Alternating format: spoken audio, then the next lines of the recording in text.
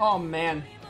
Dude, I was not expecting to feel something from that ending. Like, I was not expecting Felius to die. Oh, I didn't want anyone to die. We've made it, guys. The end of Wild Arms XF. My word. What a game. What a game. I have so many thoughts on this game. You've all waited patiently. I have so many thoughts on this game. But first, that ending, man, such a sad ending. Not as sad as Wild Arms 4, but definitely a close second. Like, Wild Arms 4 is the saddest ending in Wild Arms, but Wild Arms XF, man, that ending really got me. I was quiet during all of it because I was really tearing up there a bit with Felius and Clarissa's goodbye. Oh man, it was just really sad. But yeah, oh, Wild Arms XF. Okay, so let's talk. We need to talk about this game. I'm gonna get the easy part out of the way. The music. I think the music is pretty good. Wild Arms is known for having really good music. I love the soundtracks in these games, but Wild Arms XF isn't the best OST in Wild Arms, but I think it's pretty good. And that's all I really have to say on that. I really love the characters. I think the characters in this game are amazing. On their own, I can see the characters being just good, like solid. But I think what makes them great is I love them together, like as a group, as Chevalet Blanc. I love Chevalet Blanc as a group. Like, I thought they have really good chemistry with each other. Really good interactions, like, Levin, Alexia, and Clarissa had, like, a little love triangle thing going. It wasn't, like, the big focus, but it was kind of there. Labyrinthia and Levin had their whole thing, where, Levin called her Teach and stuff, and then, like, Ragnar was cool. Felius and Levin had their rivalry, and they learned to, accept each other. And you had Clarissa and Felius, obviously, and then, like, you know, I think the chemistry between the characters was really good. I really loved the way they interacted. They had some really, like heartwarming moments. It was just heartwarming to watch the cast talk and bond together. And I really liked them as a group. I think as a group, they were fantastic. I really did like the characters. If I were to rank them, I would say Labyrinthia at 6th place, then Felius... No, we'll say Alexia at 5th. No, Labyrinthia, Felius, Alexia... Ragnar, Clarissa, Levin. Yeah, Levin's my favorite character in the game. Ragnar was my second favorite character, but I really did like Clarissa by the end. So she'd be second, then Ragnar would be third. I was gonna give Felius fourth, but I think Alexia is fourth, and then Felius is fifth. And Labyrinthia, she's my least favorite. I didn't like hate her. I think in the beginning I didn't really like her that much, but she started to kind of grow on me, or I just didn't mind her as much, but she's easily my least favorite. She didn't really get much of an arc either. You can tell because they kind of like, they forced her arc with the Tormented Triad when they died. But yeah, Levin has some cool stuff going on where he kind of like rebels, I guess? Rebels against his father. His father's like part of the Knights, but like he kind of does his own thing and finds his own path. Really good development for him. Clarissa gets a really good development story. Kind of like Virginia, but her bond with Felius is really good and just... I really like the princess twist. We'll talk about that with the story. But, everyone thinking she's the princess and she doesn't like deceiving people or being deceptive to people, like, with this whole charade and everything. That's another thing, how only some people knew about Clarissa not being the real princess. That, another, like, nice little character moment there. But, Clarissa, really nice development, really awesome, following in her mother's footsteps and, like, her wanting to do what's in the best interest. Like, she's a fairly generic protagonist, kind of like Virginia, but I think she has solid development. I don't know if I like her as, like, I think her and Virginia are tied. I really like both of them. I might like Virginia a little bit more, but I really do like Clarissa. She really got to me, like, I really did like her. Ragnar was cool, his whole, like, fighting for his lost friends, his friends that died in battle is really good stuff. Ragnar was just really awesome. I really liked him. Felius, his stuff with Weishaupt and his stuff coming from another world was really good. Eluboria, it was really cool. Really nice sci-fi elements. Like, again, the characters on their own, I could see them being just solid. But I think as a group, they really shine. Do we have anything else after the credits? Chevalet Blanc returned to the capital to begin the long task of restoring peace in order to the shattered kingdom of Elysius. 1 month later, Princess Regent Alexia declared throughout the kingdom. Chain of incidents was brought to a close. The Council of Elder Statesmen. With its final task complete, Chevalier Blanc was dissolved. Oh, they separated. So we're going to see what they're doing now. I'll continue talking later. Alexia promptly abolished the monarchy that had led Alexius in order to search for a new form of government in which all could participate. It was without question a difficult road she had chosen, a reformation that could take years to complete. Would future generations vilify her as the destroyer of Alexius whenever she began to lose heart? Alexia recalled the words of her father, Rathnir.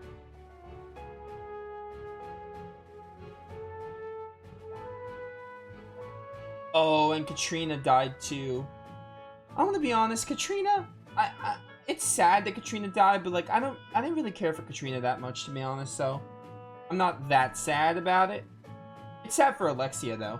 Levin, once more a proud member of House Breton, worked with his father Ison to help restore Alexius. His glimpse of the outer world taught him that he must strive with all his might to grasp his future. Yeah, okay, should be a much decisive one. Two distinct feelings continued to torment his heart, toward which one he would take next step. There was no end in sight to Levin's days of youthful suffering. Yeah, Levin is my favorite character. I love that guy. Levin was awesome. Definitely my favorite.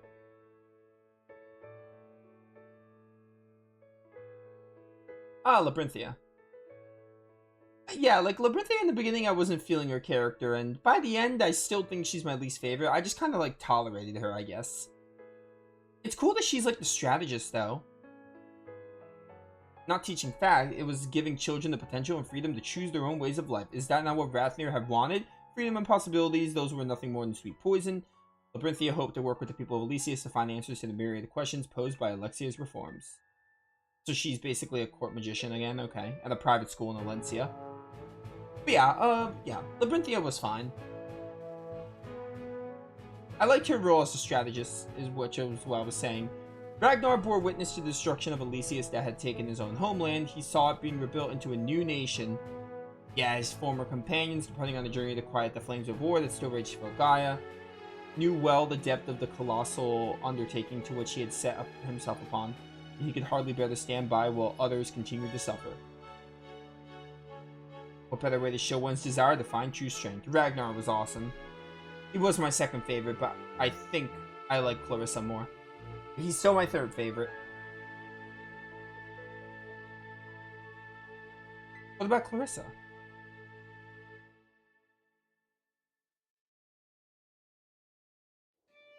Oh. I should have known. I hope Felius comes back. I'll be upset if Felius doesn't come back. Ah, the dandelion. Even way out here, there are flowers blooming. I'm not alone, you know? No one in this world is truly alone. Yeah, Felius said he'll hold your hand from wherever you are. Tony! Tony! Felius, I wonder what you're doing right now. Oh, it's so sad. It's like bittersweet. Where are you? When are you coming back? Are you taking care of yourself? Felius forgot to brush his teeth. Calling it. As for me, I'm still giving it my all. After all, I don't want to make a liar out of myself.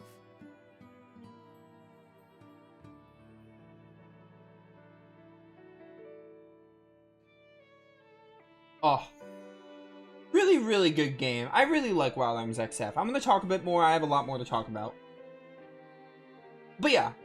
Music is pretty good. Characters, solid on their own. Really great together. Really fun group. I did really enjoy them. I think they were great.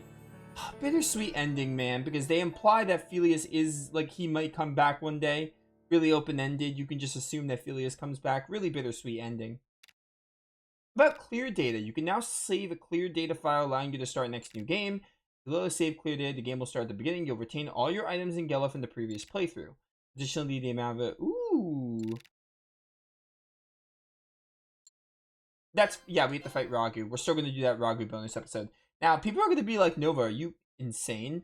But I could see myself playing this game again. Like, I will probably, if I ever play this game again, which I might, I will do a clear save. We'll do a next new game, probably.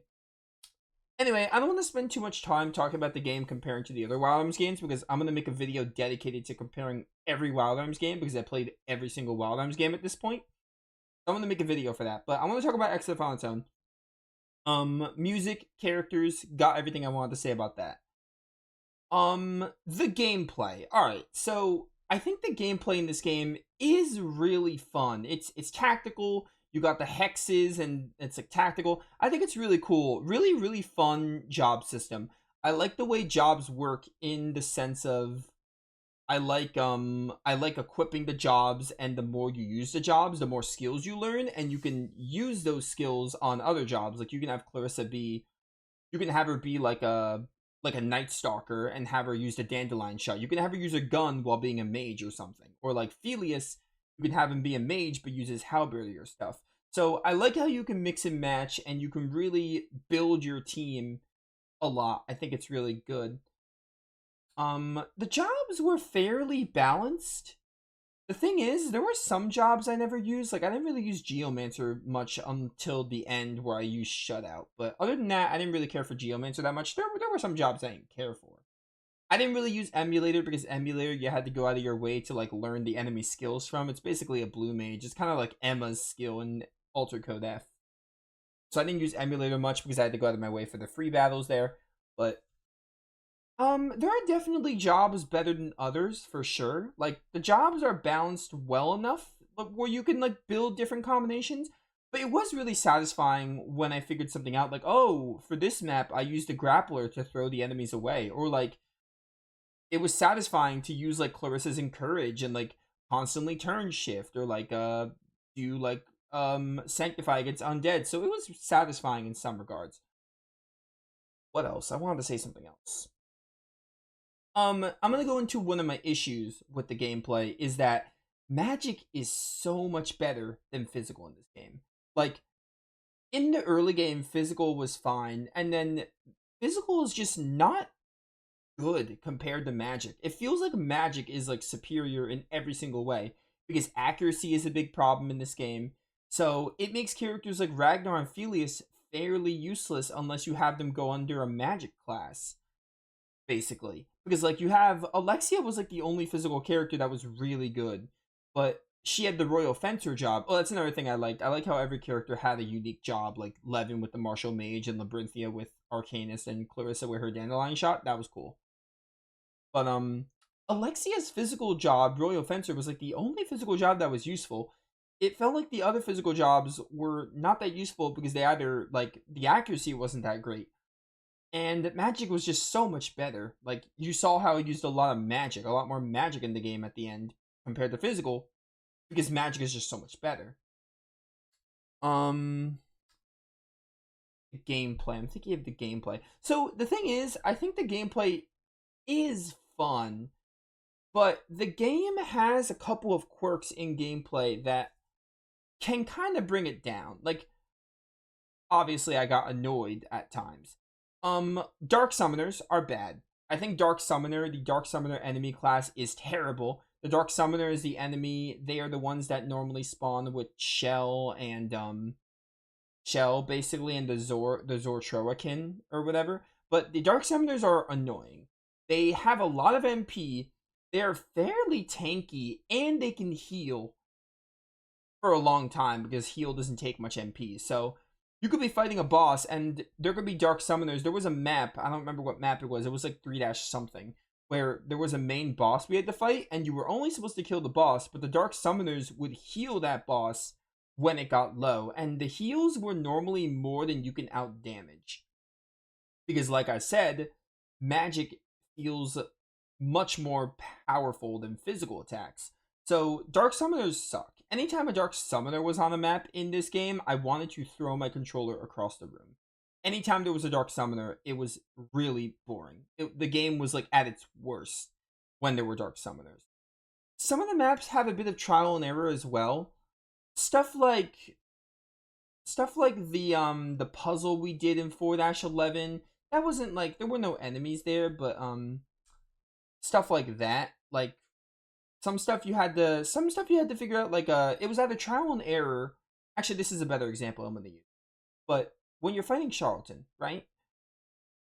you kind of have to do the map. The final fight with Charlton, when he did his black corrosion move that hit every zombie, but when he rezzed them, it would make them more powerful. The map that I basically skipped by having the zombies kill him. Basically, it feels like some of the maps have a bit of trial and error where you kind of have to do them and you don't expect something, so you just lose, and then you have to go in afterwards. Also, the game feels like a puzzle in the aspect of like some maps feel like they really only have one solution. Maybe not one solution, but one solution that like you should do. The best comparison I can make here, and the only reason I'm comparing it is because it helps me get my point across, is Final Fantasy Tactics, right? When I played FF Tactics, it felt like a lot of times I can build my team and I can use whatever jobs I want. And it felt like when I was doing a map, I can have different approaches. Like, oh, I can use Ramza as a Geomancer, or I can use Ramza as a mage here for some reason, and use like, oh, what was her name? Agrius or something to Hollow Bolt. So it felt satisfying more so in that game to win maps and be like, all right, I can kind of like use whatever units I want, figure out what works. In XF, you had that sometimes. Like, it was satisfying sometimes to like you saw in the final boss there. It was, I think the final boss was actually like not that bad. I think the final boss was like not easy, but it wasn't like super difficult, and it was actually like pretty fun. I had fun doing the final two maps in this game, like against the Fear Clismian and the final Katrina fight. I had fun with those. Boss fights were also fairly fun at times. But the thing is, sometimes Wild Arms XF feels satisfying to play and do maps and do bosses. But more so than not, like a handful of times, it feels like there's a solution or something you're supposed to do that the game really expects you to do. If not, it's going to be miserable. Like, it feels like, oh, for this job, if you don't have Anchor Hook or Extremist on, then you either can't win it or you're going to have a miserable time. So when people say, like, if people are going to say that missions are annoying, some missions are annoying for the aspect of it feels like more so than, like, more often than not, it feels like some of the missions you really can only do like one thing works. It kind of feels like a puzzle in that aspect. Like, oh, you have to figure it out. Which, I'm gonna be honest, I don't really like that in a strategy game. Because a strategy game, you're already trying to like, oh, you're already strategizing, but Wild Arms XF having that factor in some of its missions just makes it a bit of a chore at times, I guess, is what I want to say. I will say, when I'm playing this game again, I'll know of those missions, so I feel like this is more like, it's probably more of a first playthrough thing. Like, when you're playing the game for the first time, it it will feel more of a chore at times because you don't know what to expect. And that was a big reason why I quit Growlancer, because it had a bit of trial and error in its strategy. But the reason I didn't finish Growlancer was because I didn't care for the story and characters, which was the opposite for this game. But yeah, so I don't know.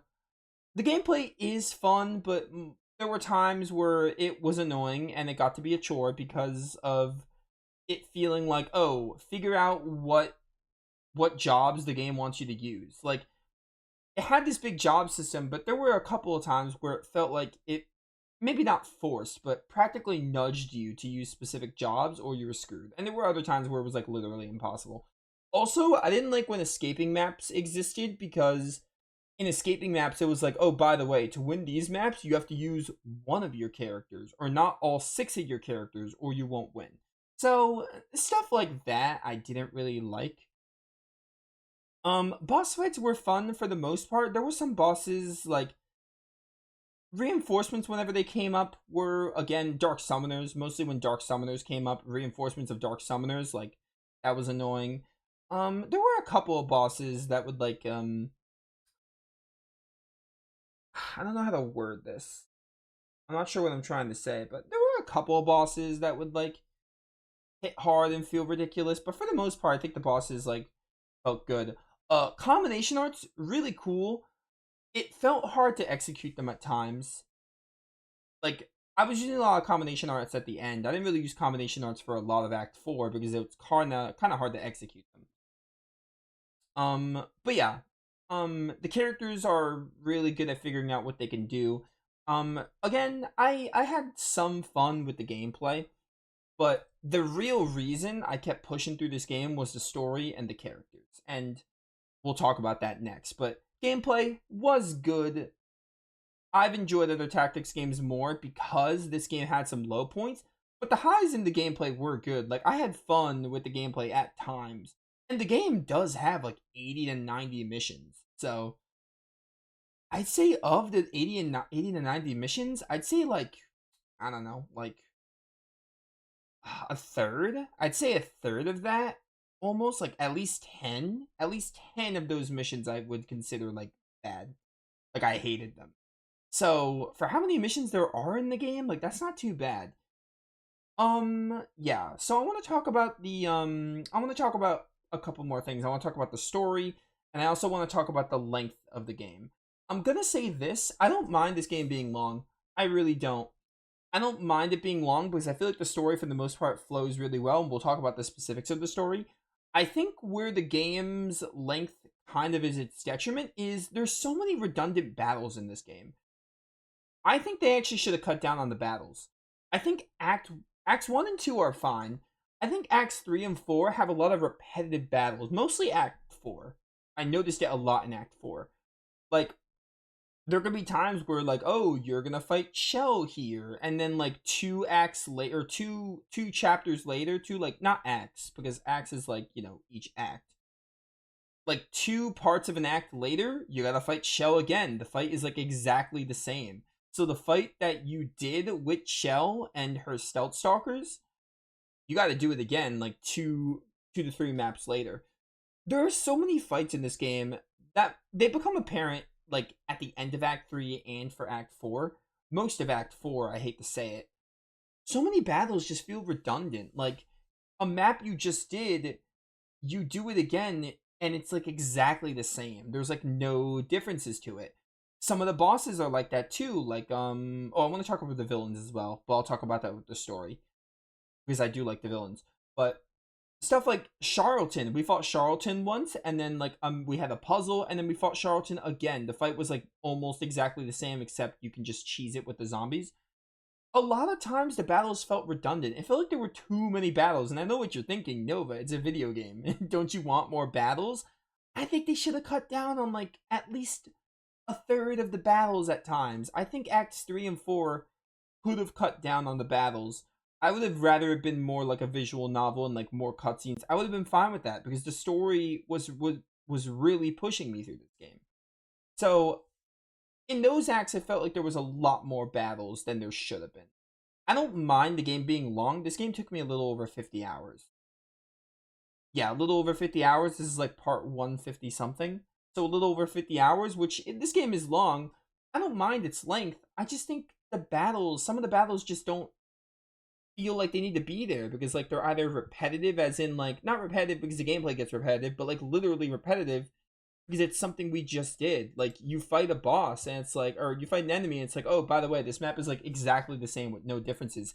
We fought the Tormentor Triad like 2 to 3 times in the same act, I'm pretty sure. And I know reoccurring bosses are a thing in RPGs, but in Wild Arms XF it felt more so like they ran out of ideas for maps. And they had to like they wanted to tell this long, grandiose story, but they didn't know what to do for maps. It felt like a way to fill in the air gaps. I guess they didn't want it to be like visual novel. They're like, oh, we can't have the player not do battles, so we'll just have them refight bosses a lot. So I don't know. I would have preferred that. Like, I think the game's length is perfect. Maybe not perfect, but I think the game's length is perfectly fine. I just would have cut down on the battle. But yeah. So those are my thoughts on that. Now I want to talk about the story and the villains. I really like the story in this game. Act 1 is a really good introduction. It introduces you to the world of Filgaia, introduces you to the characters, Alicia's. You meet every character except Alexia in Chapter 1, or Act 1. So I think it's really good for an introduction to the game. It introduces you to the setting. I think it's really good. Act 2 is probably my favorite act in the game. Well, yeah, I'd say it's my favorite act in the game. Basically, I really like Act 1's flow. I think it's really good. Act 2, I think it's also really good how it introduces Alexia, and they really resolve, or not resolve, but they shed light on the whole Clarissa pretending to be the princess, and they have like Rathnir's death and everything. And I think it's really good. Um Act 3 I think is also good. The time travel stuff gets a little weird at times, but it's time travel, so I'm not too hard on it. But it got a little weird with the time travel, and the stuff with Weisheit and Felius was really, really cool. Well, and then Act 4 was good. It tried to resolve some of the plot points. It was mostly about resolving. I think the one thing in Act 4 that kind of gets dropped is the whole restoring the Yggdrasil system.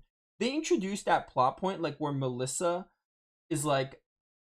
talks to Clarissa in the past about restoring the Yggdrasil system, and Clarissa makes that her goal to like do it. I feel like they kind of dropped that plot point in Act 4. I feel like the game kind of forgot about it. Mostly because it focuses more on the political war and stuff. And I'm not really like, it's not really as political war focused as FF Tactics. So that's a good thing about the story. I think what makes the story really good is the villains. I think the villains in this game are actually really great. I really like the villains in this game. Edna, she's really hateable.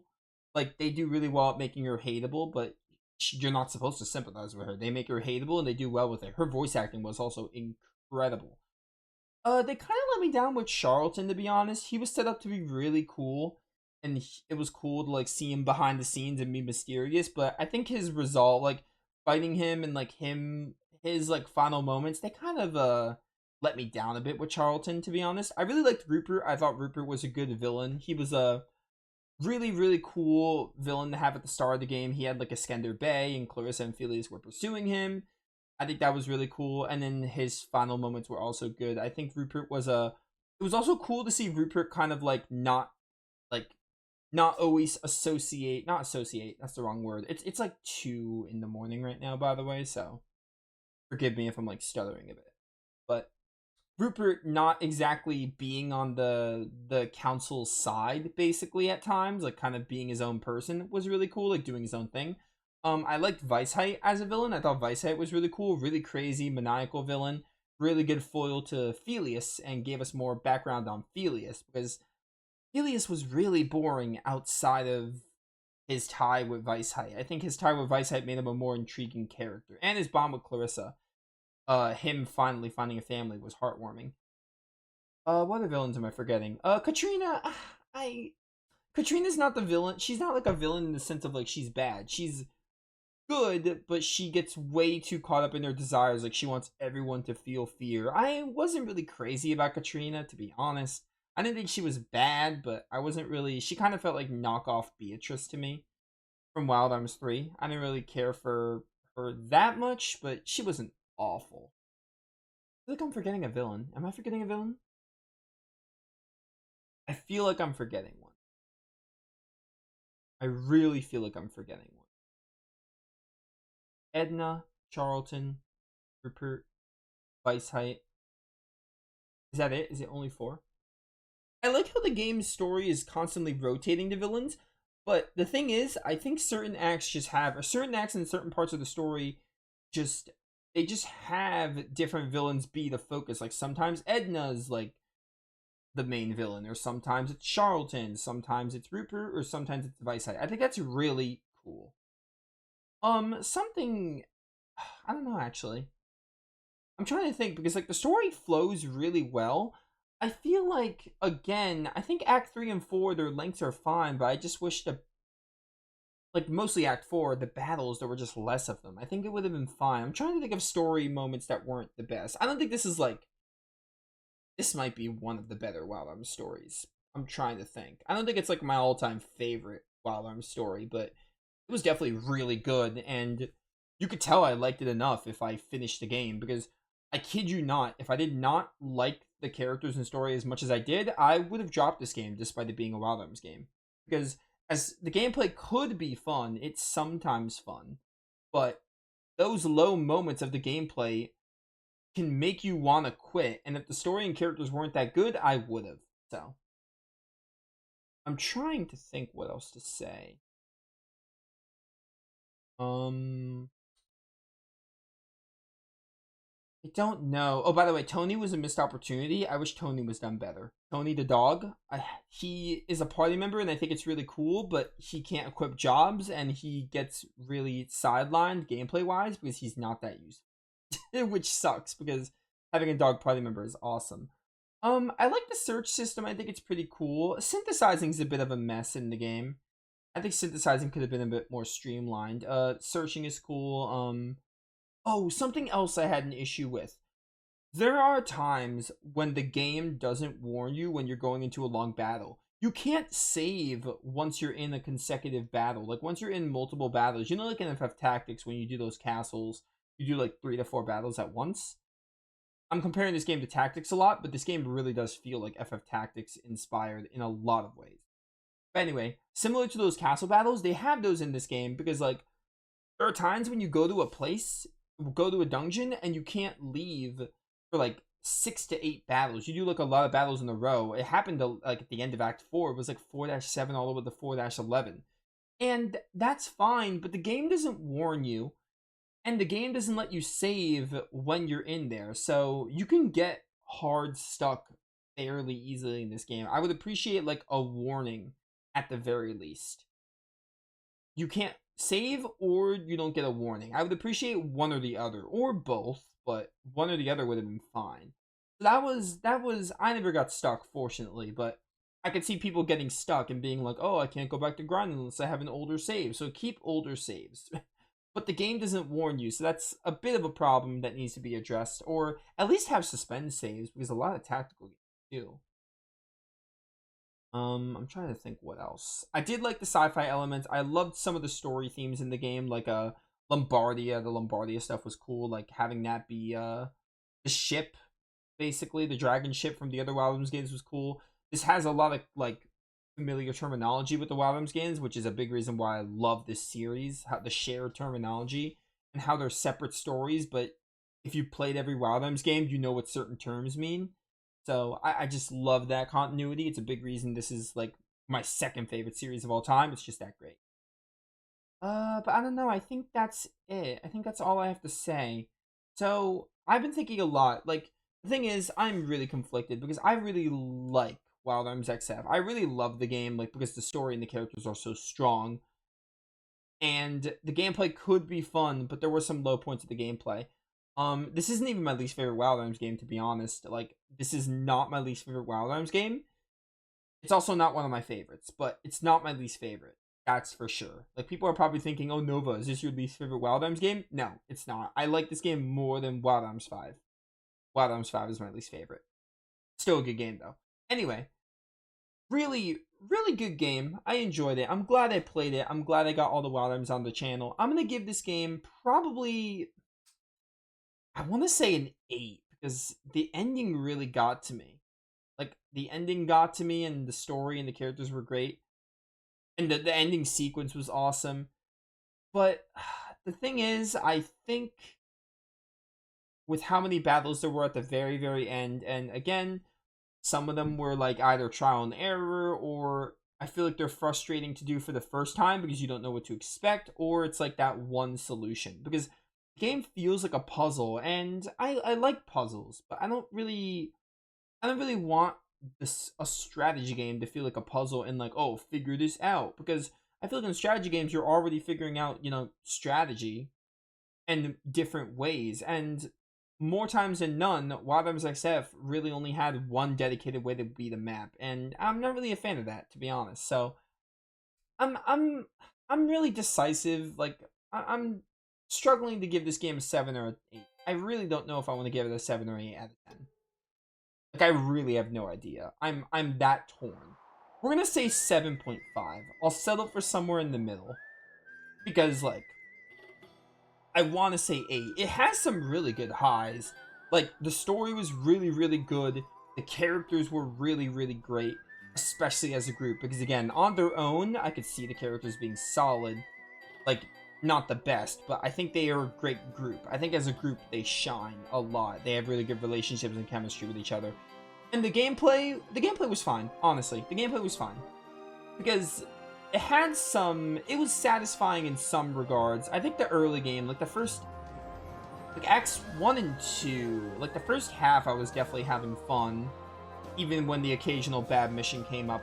And in Act 3 I was mostly having fun, but in Act 4 I really wasn't. And I think it's just because of how redundant some of the later battles are and how much repetition they have you do with the battles, because they feel so similar to each other. And the job system, like, most of the jobs feel good. It was satisfying to find, like, a combination. Maybe I didn't use some of the other jobs enough. Another issue I have with the game, I forgot to mention this. I'm trying to get, like, all my thoughts out, because I had so much to say on this game, and I got most of it out. Another issue I have with the game is mastering jobs it doesn't necessarily take long, but skills like widespread, you have to master Sacred Slayer for it, and class points aren't super easy to get. Another thing is, I'll say in a second.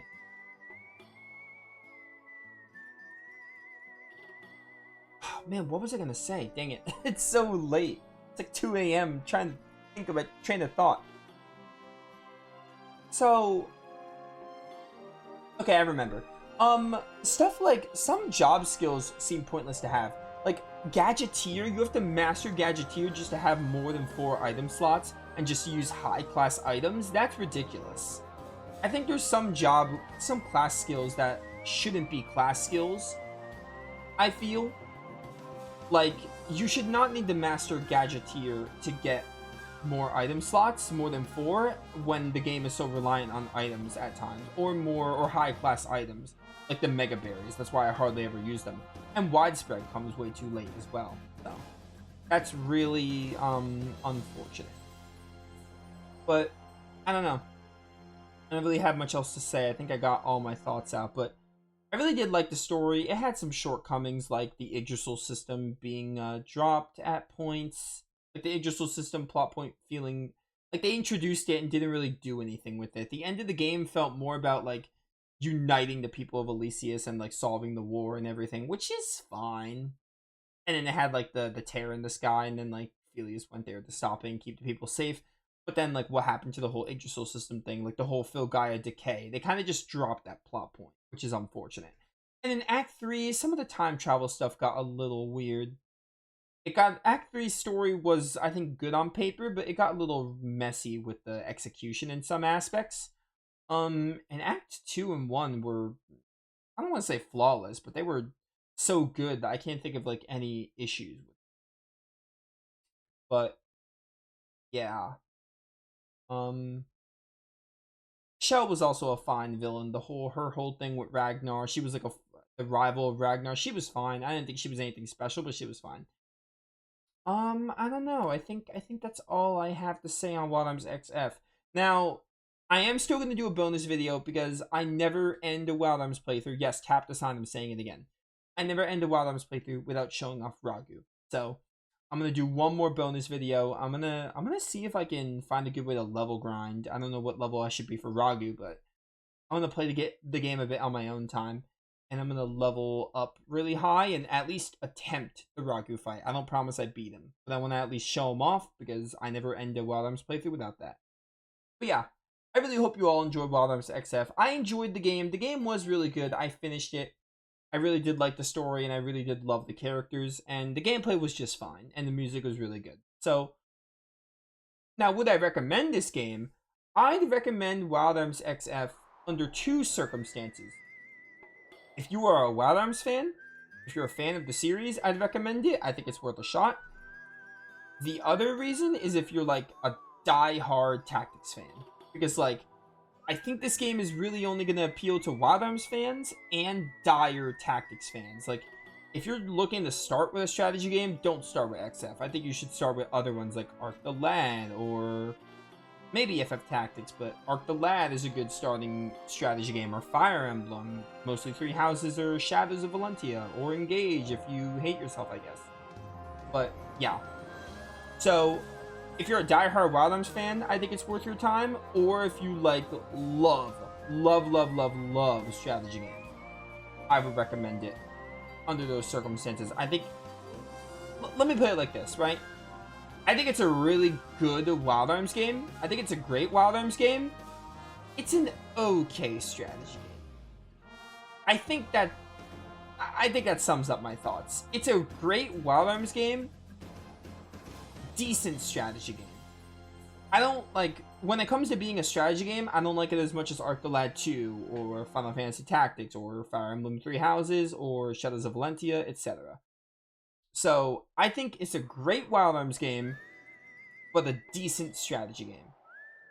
Yeah, that sums up my thoughts, guys. Hopefully you all enjoyed Wild Arms XF. It was really fun to play.